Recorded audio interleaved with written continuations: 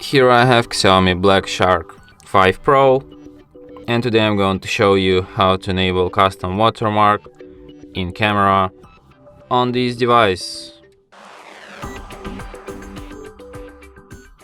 So firstly you have to open camera, then tap on three stripes here, go to its settings by tapping on the gear icon, then go to the watermark.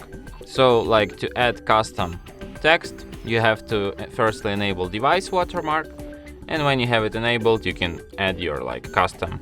You can enter your name or surname or nickname, anything you want. So I'm just gonna enter HardReset.Info, and now just for an example let's take a photo to show you how it looks like. So here you have my custom watermark. And that's it. Thanks for watching. If you find this tutorial useful, don't forget to hit that like button and subscribe to our channel.